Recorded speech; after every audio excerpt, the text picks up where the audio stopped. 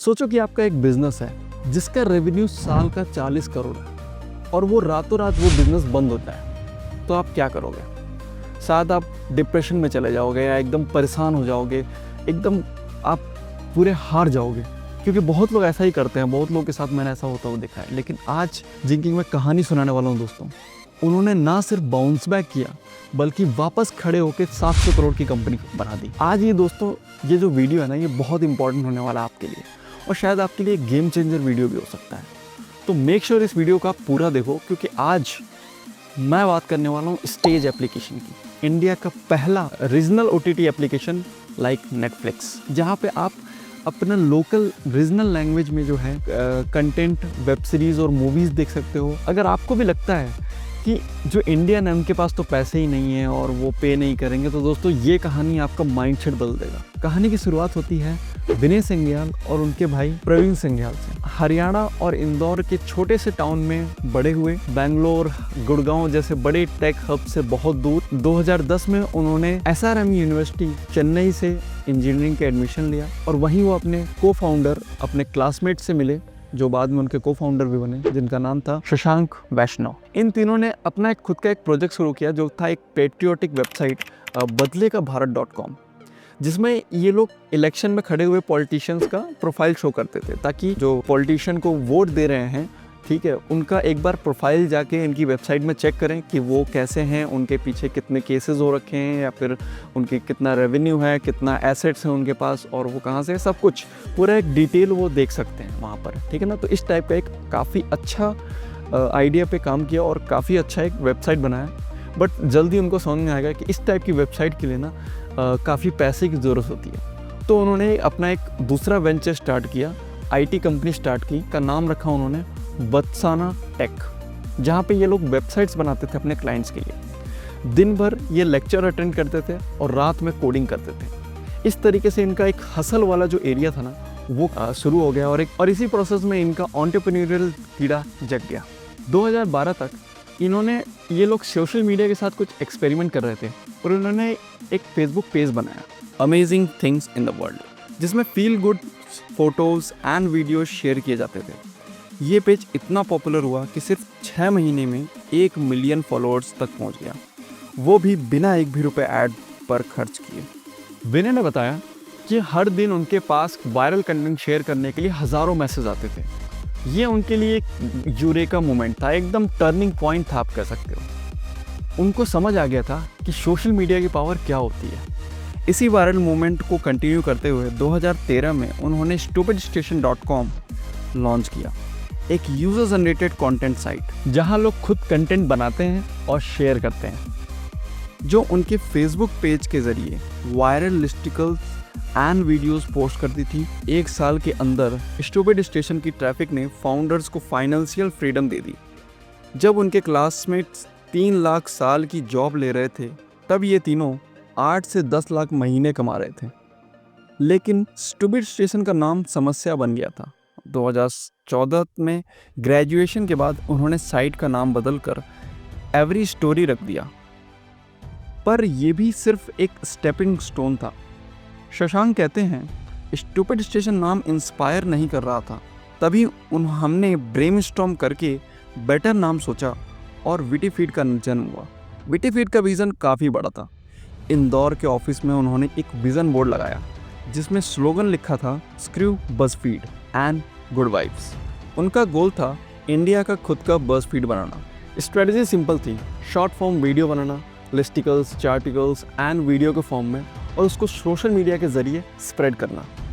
उन्होंने एक influencer network भी तैयार किया, वायरल 9 नाम से, जहाँ पे वो ब्लॉगर्स और पेज ओनर्स को हर 1000 शेयर पे कुछ पैसे देते थे। ये कमाल का हैक उनके कंटेंट को वायरल बनाता था। विनय कहते हैं, सेलिब्रिटी कंटेंट वायरल होता है, आर्टिकल का पर्पस होता है इमोशन जनरेट करना। जब ये होता है तो लोग शेयर करते हैं। 2016 तक विटीफीड का ग्रोथ कमाल का था। 120 million unique visitor per month, 420 million page views and 2.5 billion ad impression के साथ उनका एलेक्सा रैंक फोर्ब्स और ब्लूमबर्ग से भी आगे था। और ध्यान रहे, ये मैं बात कर रहा हूँ 2016 की। इन्वेस्टर्स ने नोटिस किया 2017 तक उन्होंने सीड फंडिंग रेस की और एड सेल्स के जरिए वो लोग प्रॉफिटेबल हुए। बट उनका सफ़र इतना भी स्मूथ नहीं था। 2014 में एक बड़ी क्राइसिस आई जब गूगल ने उनका अकाउंट ब्लॉक कर दिया और एक रात में $70,000 रेवेन्यू गायब हो गया। टीम्स ब्रोक हो गई और फाउंडर्स को फैमिली से पैसे उधार लेने पड़े। एक टेंस ऑल हैंड मीटिंग में उन्होंने अपनी 25 मेंबर्स की टीम को बताया, हमारे पास सैलरी देने के लिए पैसे नहीं हैं, तो रहना चाहें रह सकते हैं। शशांक प्राउडली कहते हैं, एक भी बंदा गया नहीं। इसी लॉयल्टी के साथ उन्होंने क्राइसिस ओवरकम किया और मार्च 2015 तक लोन वापस कर दिया। 2018 तक वीटीफीड इंडिया का सबसे बड़ा वायरल कंटेंट प्लेटफॉर्म बन गया था, लेकिन फिर उनकी लाइफ में एक बहुत बड़ा तूफान आया। फेसबुक ने उनका पेज बिना किसी नोटिस के या वार्निंग के बैन कर दिया। वीटीफीड का 40% ट्रैफिक सोशल से आता था और इस बैन के बाद उनका डिस्ट्रीब्यूशन इंजन खत्म हो गया। फरवरी 2019 तक कंपनी बैंक्रप्सी के करीब थी, लेकिन फाउंडर्स ने क्विट करने से इनकार कर दिया। विनय कहते हैं, यह हमारी कहानी का एंड नहीं हो सकता, हमें कुछ नया करना था। टूटे थे लेकिन हारे नहीं थे। विनय, उनके भाई प्रवीण और दोस्त शशांक वैष्णव ने डिसाइड किया कि अब हमें कुछ नए तरीके से स्टार्ट करना पड़ेगा, अब कुछ नया शुरू करना पड़ेगा। उन्होंने एक इम्पॉर्टेंट चीज़ नोटिस की कि इंडिया में स्मॉल टाउन्स एंड विलेजेस के लोगों के लिए उनके अपने डायलेक्ट में कंटेंट एग्जिस्ट ही नहीं करता था। बड़ी सिटीज़ के लिए कंटेंट था हिंदी और इंग्लिश में, बट रीजनल कंटेंट के लिए क्या, जैसे कि भोजपुरी, हरियाणवी, राजस्थानी, इन सब के वेब सीरीज़ और मूवीज़ के लिए कोई प्लेटफॉर्म ही नहीं था, कोई OTT प्लेटफॉर्म ही एग्जिस्ट नहीं करता था जो इन कंटेंट को एक स्टेज दे। अप्रैल 2019 में विनय ने टीम से कहा, इंडिया में कोई भी प्रॉपर रीजनल OTT प्लेटफॉर्म नहीं है, तो हम ही इसको बनाते हैं। इसी थॉट से स्टेज का आइडिया पैदा हुआ।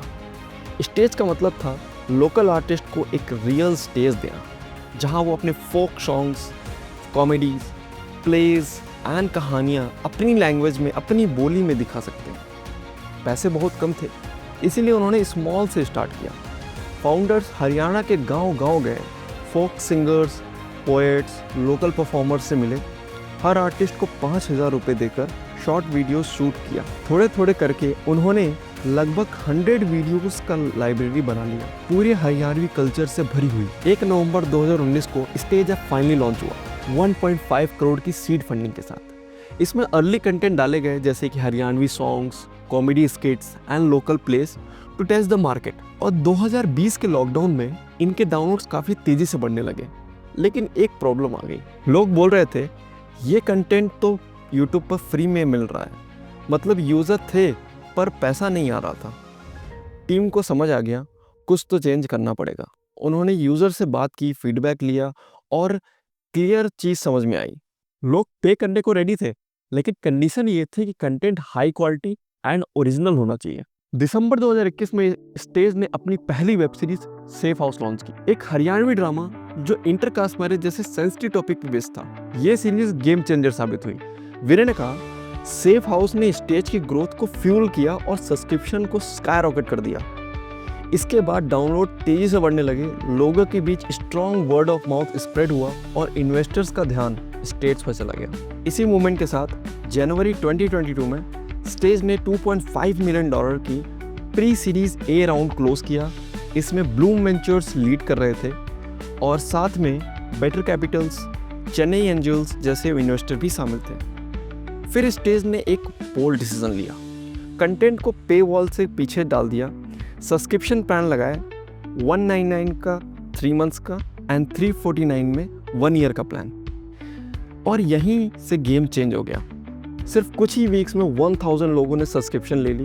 2019 के एंड तक 30 lakh per month revenue, 60,000 paying subscribers and 70% renewal rate. मतलब लोग आए और वो रुक भी रहे थे। इसी कॉन्फिडेंस के साथ स्टेज ने नेक्स्ट स्टेप लिया, राजस्थानी कंटेंट लॉन्च किया।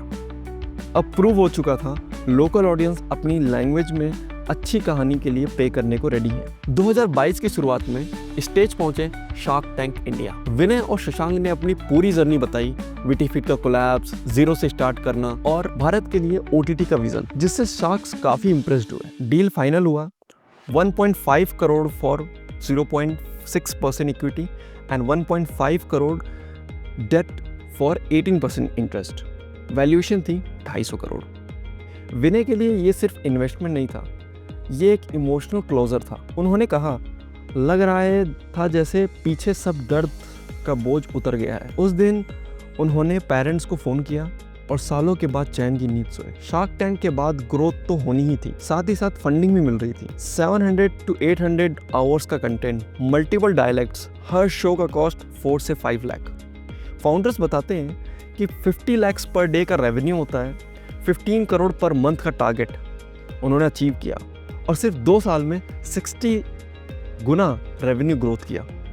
2025 तक 5 million paying customer and 135 crore annual revenue. ये उनके वीटी फीड जिसका रेवेन्यू 40 करोड़ ईयरली था, उससे 3 गुना ज़्यादा था। नमिता थापर ने ओपनली कहा, स्टेज ने रीजनल कंटेंट का फॉर्मूला क्रैक कर लिया है। स्टेज ऐप की ये स्टोरी सिर्फ बिजनेस की स्टोरी नहीं, ये स्टोरी है गिरकर खड़े होने की, भारत की कहानियों पे भरोसा रखने की, और ये प्रूफ है कि लोकल स्टोरीज भी ग्लोबल सक्सेस बन सकती हैं। आजकल के काफ़ी सारे बिजनेस यूथ जब अपना बिजनेस स्टार्ट करते हैं, थोड़ा सा भी उनको एक बैकलैश आता है, थोड़ा सा भी उनका बिजनेस नीचे जाने लगता है, तो वो एकदम हताश हो जाते हैं, उनका पूरा जो मोटिवेशन है वो डाउन होने लगता है।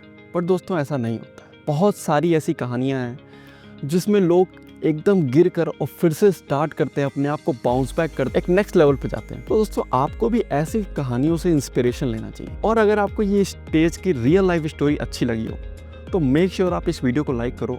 अगर आप इस वीडियो पे 100 लाइक्स कंप्लीट करते हो तो मैं ऐसे ही और भी मोबाइल एप्लीकेशंस की सक्सेस स्टोरीज पर वीडियो लेकर आऊँगा।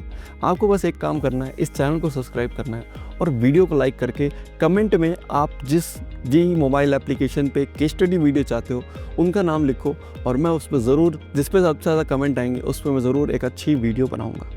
मिलते हैं नेक्स्ट वीडियो में। Till then, thank you.